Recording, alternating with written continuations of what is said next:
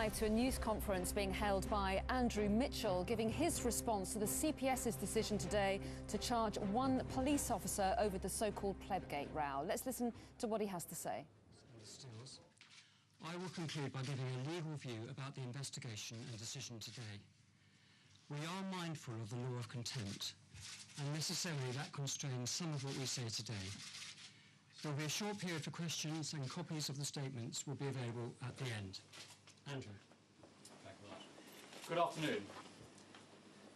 Now that I am able to speak publicly about these matters, I would like first to express my gratitude to my friends, my family, my many constituents in Sutton Coldfield, my staff, my legal team, political colleagues on both sides of the House of Commons and Lords, and members of the international development community who gave me their support and stuck by me throughout a very bleak period. I would also like to thank those journalists who refused to side with the mob when I was caught between the pincers of the press and the police for 89 days from the 19th of September to the 18th of December 2012. I want to make clear that I do not believe that the truth of this incident would ever have emerged without the investigations undertaken by Channel 4 dispatches. I welcome today's announcement that charges, criminal and disciplinary, are to be brought against more than 5 members of the Diplomatic Protection Group. A process has now begun which should ensure that justice is done. But I am speaking out today not so much on behalf of myself and my family, where I am confident we will achieve justice, but much more importantly, on behalf of others who may not have been able to fight back against police misconduct and who have not had the support that I have had. What I say today, I say in deep sorrow and not in anger. I reiterate once again, as I have always made clear, that I was leaving my place of work in Downing Street on the 19th of September last year, when police on duty chose this occasion to obstruct my exit. In frustration, I said, I thought you guys were supposed to effing help us, for which I subsequently apologised. I have always made clear that I used Anglo-Saxon language in the presence of police officers, but I did not swear at them. The extraordinary length of this police investigation, conducted at huge and unnecessary public expense, has effectively meandered on for more than a year into an incident which lasted 49 seconds. This casts grave doubt on the ability of the police to investigate wrongdoing in their own ranks. It is unsatisfactory enough in normal circumstances for police officers to investigate each other. But in this incident, the task was severely compromised when their commanding officer, Metropolitan Police Commissioner Sir Bernard Hogan-Howe, had already comprehensively acquitted his officers by announcing on the national media that he had, and I quote, 100% confidence in those officers who were involved. As is clear from today's announcement, the police investigation throughout appears to have focused on the lesser issue of how police officers conspired to get a false account of the incident at the gates of Downing Street into the press. The more important issue is who invented the 3 lying phrases about plebs and people knowing their place. These appear in the police log and were used to destroy my political career and pursue a campaign of opposition to government plans and policy in respect of police pay and conditions. These 3 phrases were used to toxify the Conservative Party and were trumpeted by the Police Federation across at least 4 police forces to vilify me as well as to campaign against the elected government, including turning up at party conferences wearing pleb t-shirts. These 3 phrases attributed to me are completely untrue. They were made up and disseminated by a police officer. I turn now to the CCTV footage of the incident. In a moment, David Davis will take you through our view of the film and what it signifies.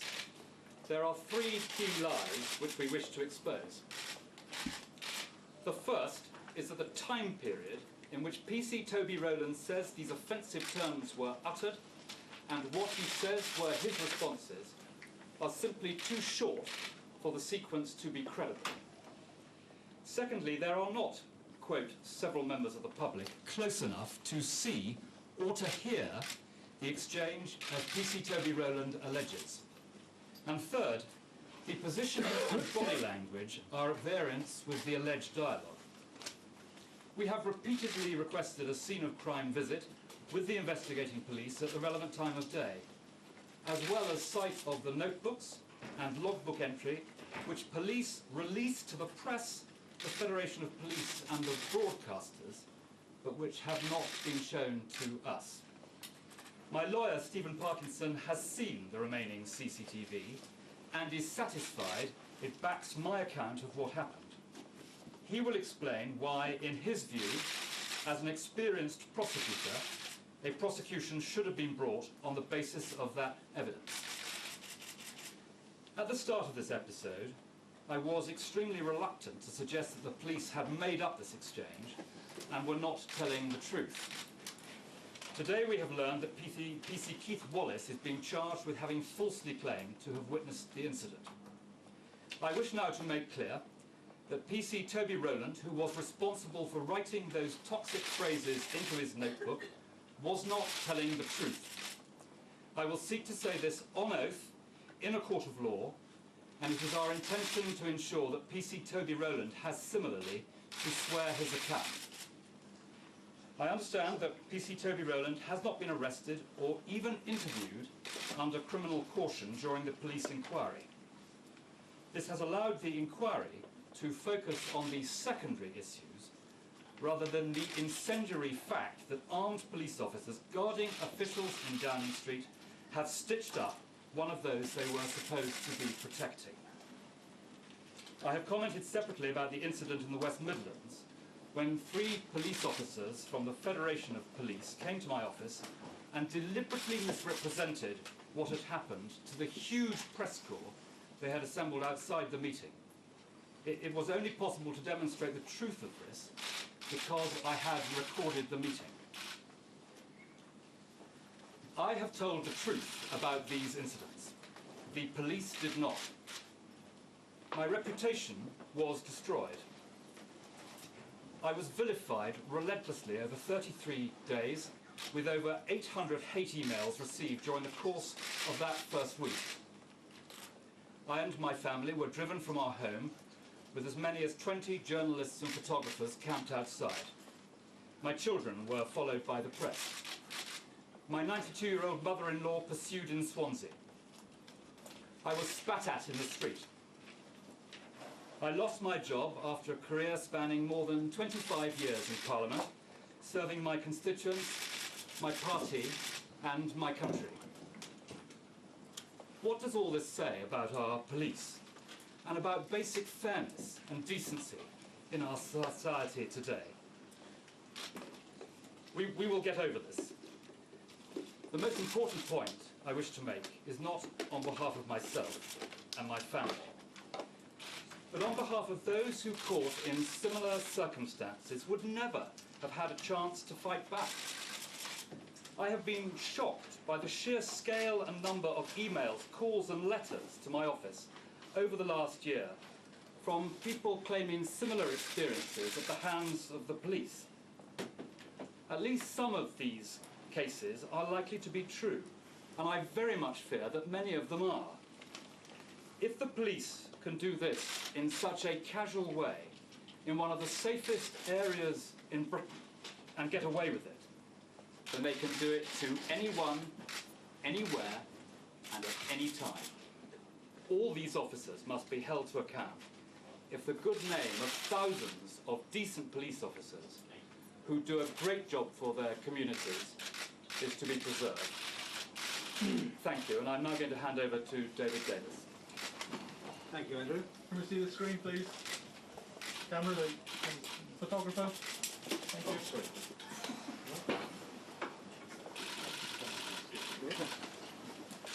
you.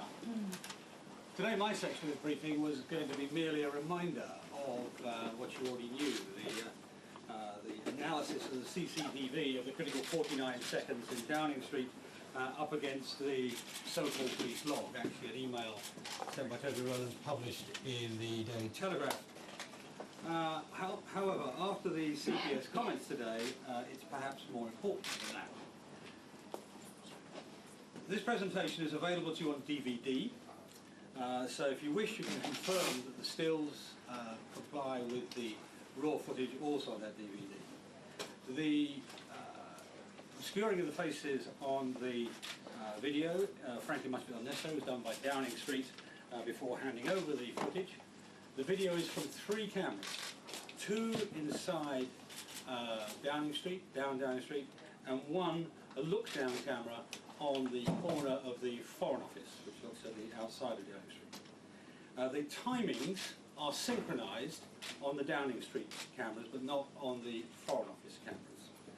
There's also footage that we don't have, held by the Metropolitan Police from 2 other cameras, but our lawyer has seen it, and he has told us in terms it reinforces our case, points which we'll come back to in a moment. So let's look at the video. I'll start with Andrew Mitchell's arrival at the main gate and his exchange with the officers. Everything in the whole exercise lasts 49 seconds, from arrival at the main gate to departure through the side gate. This part I'm going to show you lasts from 1936-08 until 1936-41. When Andrew Mitchell turns and pushes his bike towards the side gate. During this time, he's trying to insist that the officer let him out the main gate. You will see PC Toby Rowlands, the author of the offending log, is not actually initially in the group that Andrew's talking to. He joins them after about 6 to 8 seconds at 1936-14 to 1936-16. So his involvement is deliberate. It's quite hard to see, but you'll be able to see it, I think.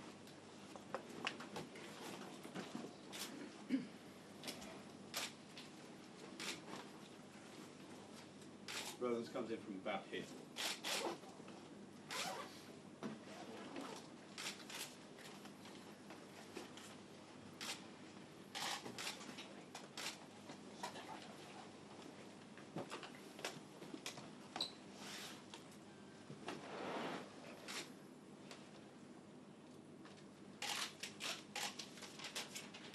Now, this part of the exchanges is not contentious, but I'll read out the entry from the log for completeness. PC Rowlands says, Mr. Mitchell was speaking to PCX, demanding exit through the main vehicle gate into Whitehall. PCX explained to Mr. Mitchell that the policy was for pedal cycles to use the side pedestrian gate. Mr. Mitchell refused, stating he was the chief whip, and he always used the main gates. I explained to Mr. Mitchell that the policy was to use the side pedestrian gates and that I was happy to open those for him, but that no officer present would be opening the main gates as this was the policy we were directed to follow. After several refusals, Mr. Mitchell got off his bike and walked the pedestrian gate with me after I again offered to open that for him. So the next stage then is Andrew Mitchell pushing his bike towards the main, the side gate. It's in 3 videos, but we've got them all in for completeness, given what the CPS said. You going? Going. And, no, we've lost the video.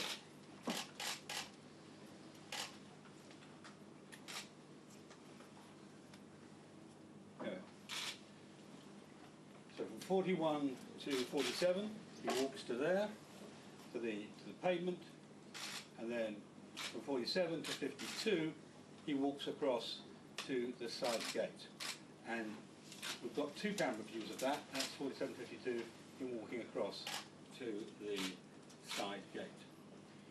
Now, at this point in his log, PC Rowlands says, there were several members of the public present, as is the norm opposite the pedestrian gate, as we neared it. That's the norm. That's what, those of you who know Downing Street know that's pretty much what happens most daytimes. But at this particular time, this was the situation. Nobody standing outside the gates. There's one man here who's wandering up and down. He comes up up Whitehall to where Andrew is, and then walks back, approximately on a par with him. He's basically a curious tourist.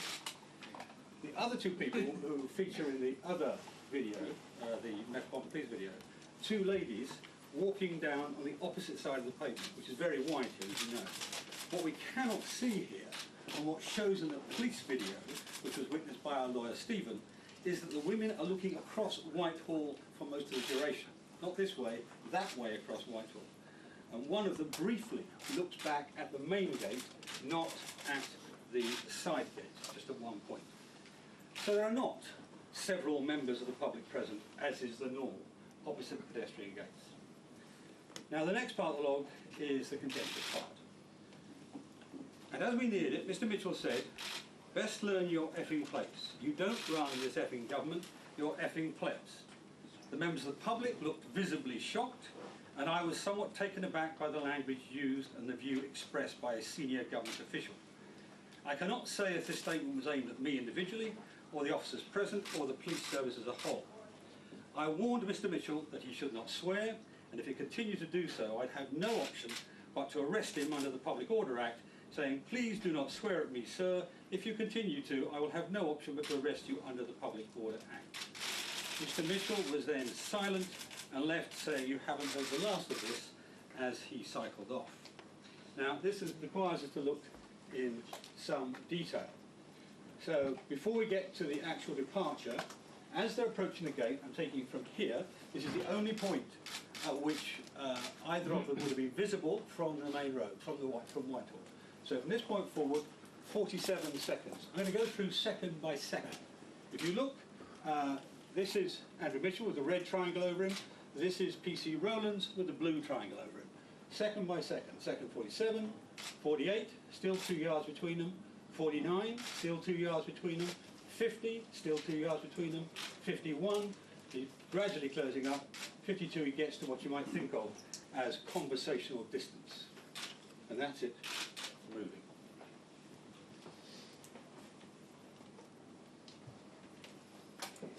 Now, bear in mind, Toby Rowlands was the only PC to claim to have heard the offending words. None of the policemen inside or outside the gate have heard the disputed exchange. So the opportunity for the exchange is from 52, the last point there, 1936-52, when they arrived together at the gate, and then whilst Rowlands is unlatching and opening it, until 57, when Andrew Mitchell leaves.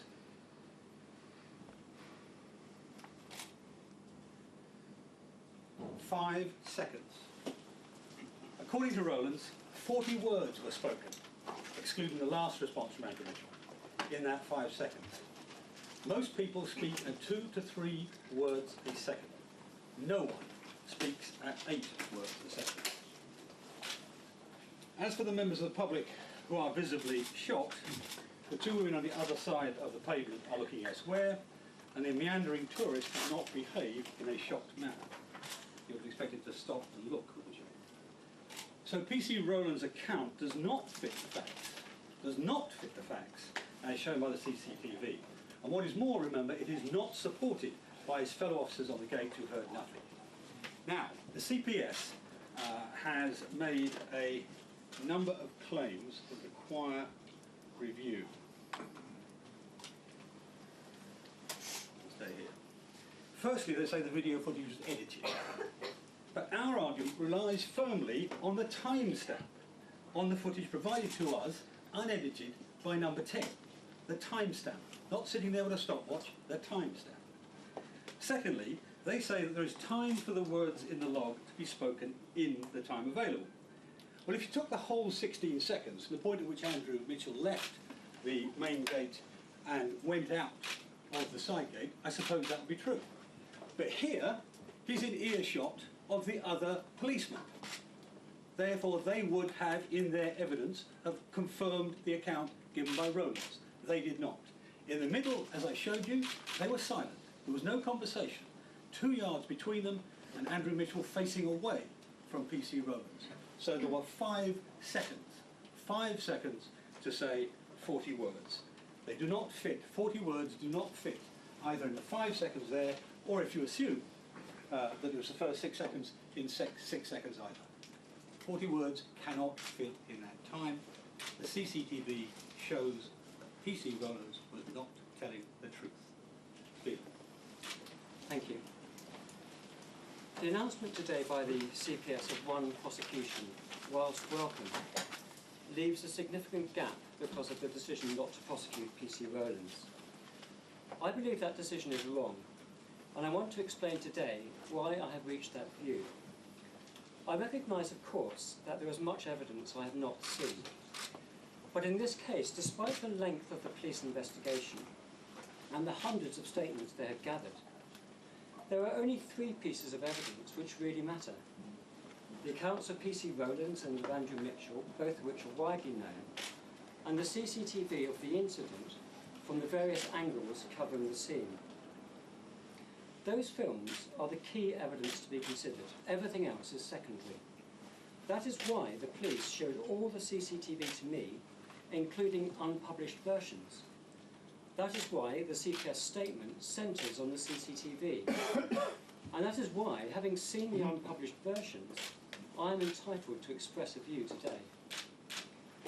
The first film I was shown was from a camera with a view looking across Whitehall towards Downing Street. This shows the scene outside the gates from the street side. The film makes even clearer than the Dispatches programme that the street was virtually empty. There is a solitary man with a rucksack on the street who lingers outside both the main and pedestrian gates, but it seems highly unlikely that he saw or heard anything passing between Mr. Mitchell and PC Rowlands. This is because a large police box between the 2 gates formed a significant physical and sound barrier.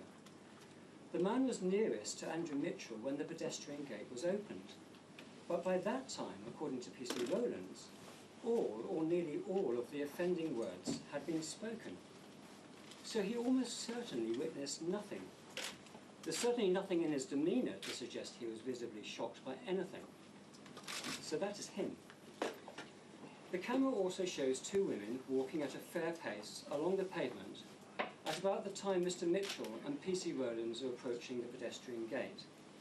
I know that the police attach significance to these women, and so we learn today does the CPS. But I am clear in my view that they are irrelevant. Nothing in the film suggests that either woman was aware of, let alone interested, in what was happening at the pedestrian gate. They walk purposefully towards Parliament Square, looking mainly ahead or across the road away from Downing Street. And because of their position near the road, they were too far away to have heard any conversation between the 2 men. You saw these women in the footage shown to you earlier. The CPS statement today said that the film showed a small number of members of the public present immediately in front of the gate at the relevant time. That gives the impression that there was a group of people watching the scene. There was not. I think it's now essential that this unpublished film is released so that everyone can judge. Still photographs will not do, because the key point about the women is that they were on the move and did not pause. Only the film footage can demonstrate that. The CPS also say that other people quickly came into view. That is irrelevant. They cannot have seen or heard anything, bearing in mind PC Rowlands' account that the words were spoken before the 2 men reached the gate.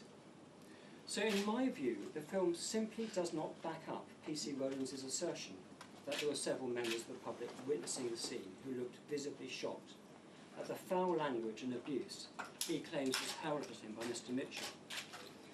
This is important because once you conclude that PC Rowlands embellished his account, how is it possible to believe the rest of what he said? His credibility disappears. None of those individuals have come forward, notwithstanding the extraordinary publicity that occurred. The most obvious reason for this is that none of them had witnessed anything. The other unseen film footage presents a high-level view looking down Downing Street. It's very similar to the Dispatches footage, but it also shows that what occurred between the 2 men after they left the main gates was a very short exchange as they neared the police box. Mr. Mitchell has always said that he briefly expressed his frustration at being refused exit from the main gates. This must have been the point at which this occurred, because as in the Dispatches film, This CCTV also shows that the only other conversation between the two men was at the pedestrian gate, where Mr. Mitchell says that he said he would follow up on the issue the following day. So the footage confirms the material in the Dispatch's programme. It backs Mr. Mitchell's account, and as David Davis has demonstrated, it undermines PC Rowlands' account. A policeman lying in circumstances such as these commits the offence of misconduct in public office. I believe that the combination of all the factors I have set out would have justified the CPS in making a decision to prosecute PC Rowlands for that offence, notwithstanding the high standard of proof that has to be satisfied in a criminal case. But while I disagree with the CPS decision, it is also the case that it can only make decisions on the basis of information it is given. And the fact is that the CPS could have been given much more by the police if the case had been investigated properly. For a start, despite the compelling CCTV evidence, the police decided from the outset that PC Rowlands would not be treated as a suspect. This in turn meant that he was never interviewed under criminal caution. But there are other reasons to be concerned. Until very recently, the police had not sought independent evidence to corroborate or undermine the accounts of the two men. I met the CPS at the end of September and was told there was no independent evidence. I made representations then, and subsequently in writing, that there should be an independent analysis of the CCTV to see if the words allegedly used by Mr. Mitchell could have been spoken within the available time. Expert evidence on this issue was then obtained, as we now know, but we don't know what assumptions the expert was asked to use. That evidence should also be published. I also asked for an independent expert to assess whether anyone standing at the pedestrian gate on that particular day and time could have heard any words spoken as the two men were nearing it. This request was refused, and it appears from the CPS statement today that the position is unchanged. At one point, there were 30 officers assigned to this investigation, and the police had taken 740 witness statements. Why would they spend so much resource on an exercise that would have produced mainly irrelevant evidence, and yet refuse for a year to obtain independent evidence at relatively modest cost? Early on, the police decided that PC Rowlands was telling the truth. I have seen no evidence that they have tested this hypothesis adequately or at all. They delayed instructing an expert for a year, and even now have not instructed an expert to establish whether the words spoken could have been heard from the street. They attached undue weight to the passing presence of the two women who witnessed nothing. They did not interview PC Rowlands under criminal caution. They spent an enormous amount of resource interviewing witnesses who can have had nothing to contribute. The outcome of this poor investigation has consequences. It has a consequence for Andrew Mitchell, who has not yet received the justice that he deserved. It has a consequence for the Metropolitan Police, since it has produced an outcome which few people will accept. An opportunity to restore trust in the police has been missed. Thank you. Thank you very much. I'll take 3 questions now, starting with Michael Crick from Channel 4. Can I ask Sharon Bennett, Mr. Mitchell, what she thinks of Bernard Hogan-Howard's statement that this was a ruthless search for the truth? She doesn't want to make a point, sorry. Well, I'll ask Andrew Mitchell then. What do you make of... Well, I think... No, actually, I'll ask a different question. How are you going to make PC Rowland stand up in court on oath and answer these? Well, it is known that I am taking libel proceedings against some newspaper for the account that they submitted, and they will have to produce him in court to stand up their account, and that is the way I hope that we will be able to allow a decision to be made between my account and his account. So you're going to fight this all the way to court on the live Absolutely. election? We've always made it clear that we are taking libel proceedings against the Sun. Secondly, I'll take Tom Bradley. Can I ask you, Andrew, you talked a lot about, or you've given us your very clear view on PC Rowlands today. Is there any more you can tell us? Did you have previous history with him? Was he somebody you knew? Have you been able to formulate a motive in your own mind for the claim that you make today, which that he very clearly lied? I mean, do you have any more you can tell us about him and your connection with him? And I don't push Mrs. Mitchell to comment when she doesn't want to, but I didn't know whether that was a comment on the specific issue on the general. But if you can comment more generally, what has this been like for you personally to live through?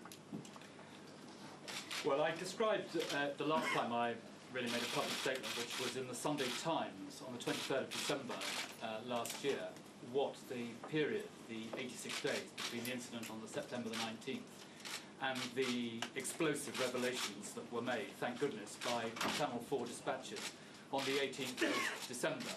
And I think I would wish to rest on that for that period. In respect of your first question, I would not recognise Toby Rowlands if I saw him, and as far as I'm aware, I've never had any contact with him apart from that night. But it is clear that on previous occasions, and in particular on the night before, where I have no memory of this, I had asserted my right to go through the gates, and the police had opened the gates. And it is possible that that helped to inform what happened. It's also possible this was at a time when there was fierce resistance by the police to the government's proposed reforms of the police service. I think that had also heightened tensions. But I'm unable to explain why it happened, but those are two possible motives. And finally, I'll take James Landell. The CPS say that you varied your account. They say there's not enough evidence to prove a conspiracy. And they say that the policeman, who claims you used the word pleb will face neither charge nor disciplinary proceeding. Isn't it the case that today's events are not the vindication you were seeking, and it's not the fast track back into government that you were hoping for? Well, let's leave aside the last point. First of all, on the issue of my changing or varying my evidence, I have never varied my evidence. It's always been completely clear from the afternoon the following day when I told the Prime Minister what had happened, through to my account to the police, where, bear in mind, I'm a witness, not a suspect. Then to my account in the Sunday Times, my account to Channel 4 dispatches. But my lawyer did probe this point and was told that any differences were not material, I think was the term that was used. Thank you all very much indeed. Mr. Mitchell, will you take a question from Sky News, please? Who do you think should have carried out the investigation, if not the police? Thank you all very much indeed. Are you scared of answering that question? Are you scared of answering questions from Sky News? Yes. Thank you. So as you can see, that news conference coming to an end there. Andrew